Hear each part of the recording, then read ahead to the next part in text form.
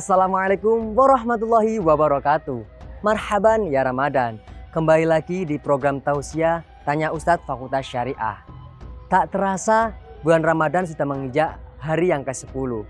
Nah, pada kali ini di program Tausiah ini akan membahas mengenai khilafiyah dan toleransi dalam Ramadan. Bagaimana penjelasannya? Simak berikut.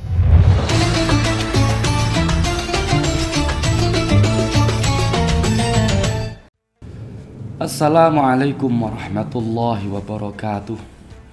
Bismillah, alhamdulillah. Ashhadu an la ilaha illallah wa ashhadu anna Muhammadar Rasulullah.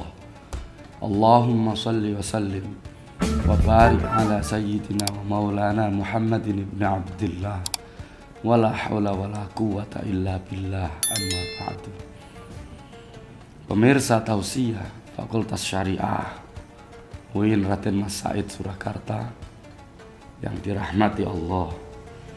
Pada kesempatan kali ini kita berjumpa untuk mendiskusikan sebuah topik yang terkait dengan Ramadan dan berhubungan dengan pengendalian diri kita di dalam kehidupan sehari-hari.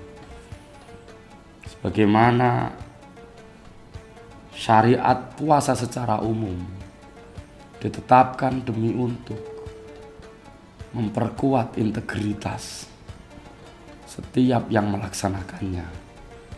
Umat Islam diharapkan dengan puasa itu bisa meningkatkan derajat integritasnya untuk menjadi hamba Allah yang bertakwa. Pemirsa Tausiah yang dirahmati Allah,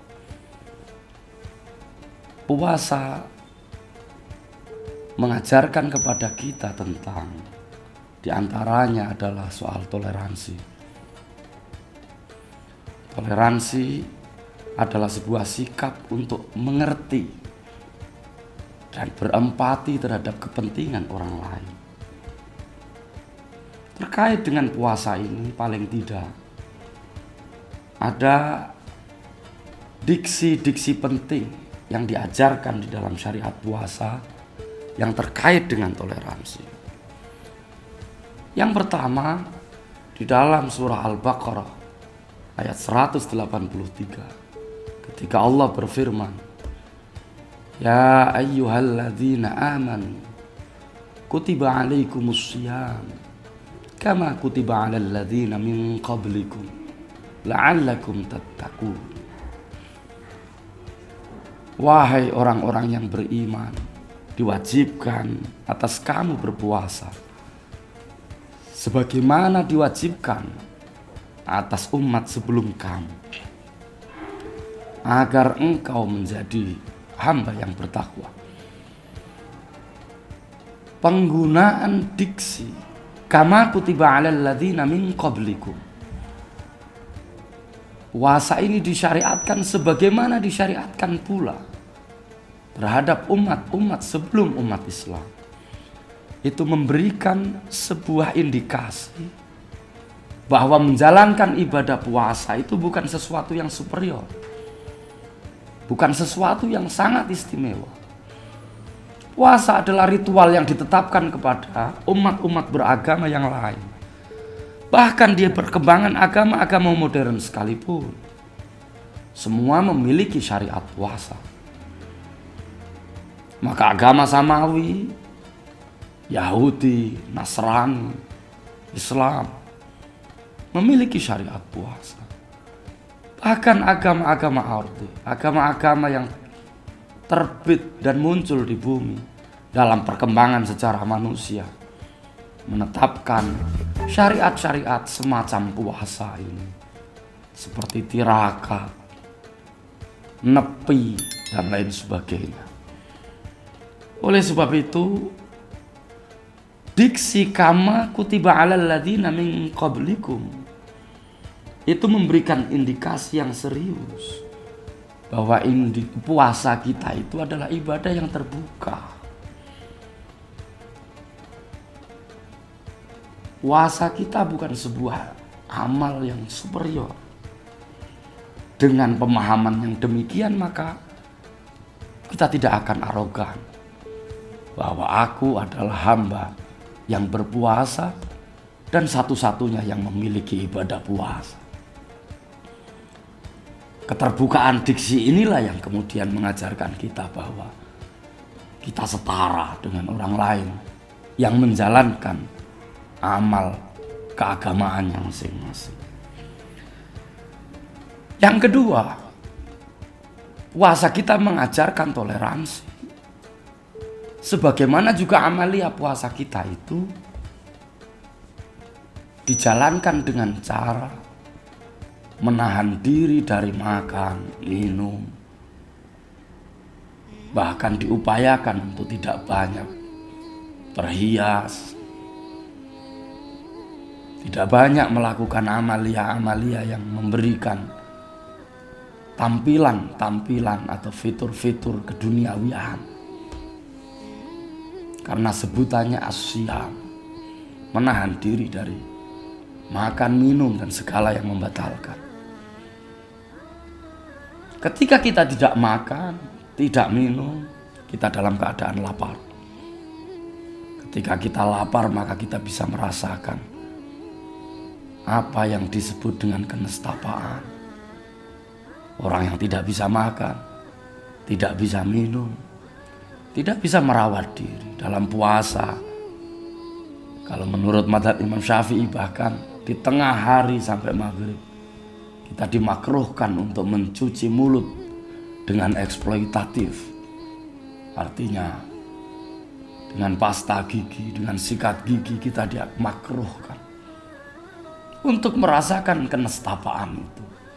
Dengan merasakan kenestapaan itu kita punya empati yang kuat terhadap orang-orang yang bernasib tidak mujur, tidak berkecukupan.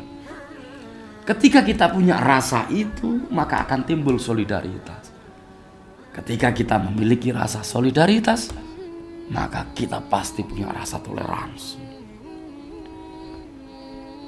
Kita akan mudah berbagi. Yang ketiga, di ujung ayat itu dinyatakan bahwa puasa itu dilakukan dalam rangka membangun ketakwaan. La'allakum tattaqun.